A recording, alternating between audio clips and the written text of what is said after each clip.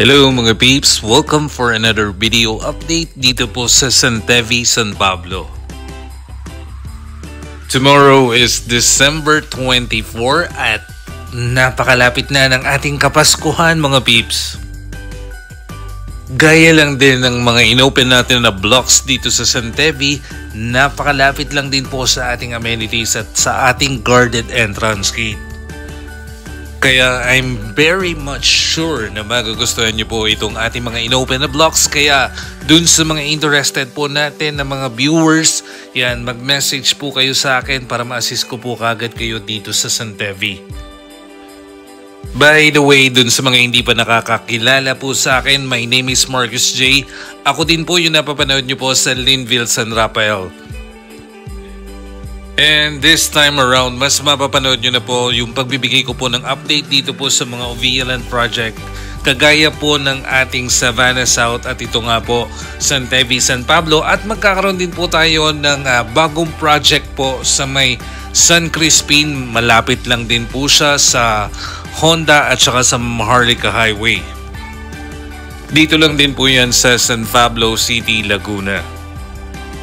And going back na po dito sa ating update, yan po, ito po yung nakikita nyo ngayon, dito po yung ating bagong binuksan ng mga blocks.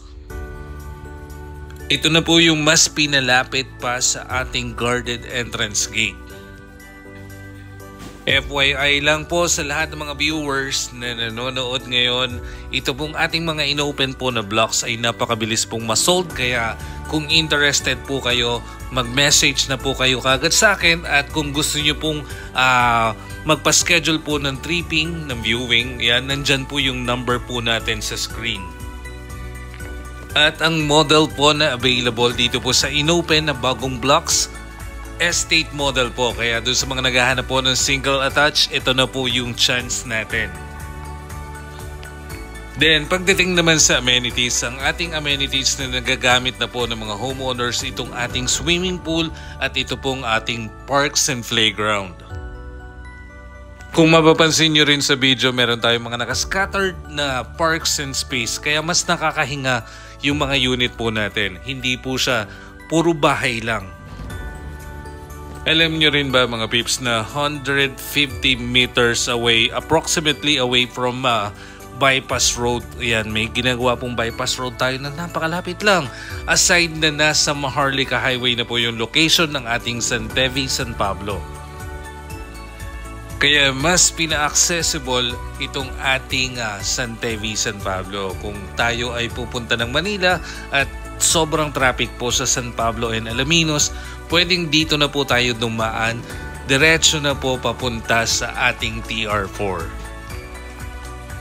For more details, yan, pwede nyo rin po kaming i-visit sa aming office. Located po at M. Paulino, corner Rizal Avenue. Tabi lang po kami ng MS Moda, nakatapat lang po ng BDO M. Paulino. Dito lang din po yan sa City Plaza ng San Pablo. Malapit lang po sa simbahan.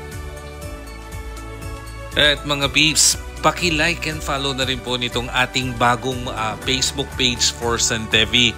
Kasi alam naman po natin na nahack po yung ating dating page. Kaya ito po, mag-uumpisa na po ulit tayo na magbigay ng mga bagong updates dito sa ating mga handle na projects. Including nga po itong OVLand project. Kaya humihingi rin po ako ng paumanhin dun sa mga nag-aabang po ng mga update natin.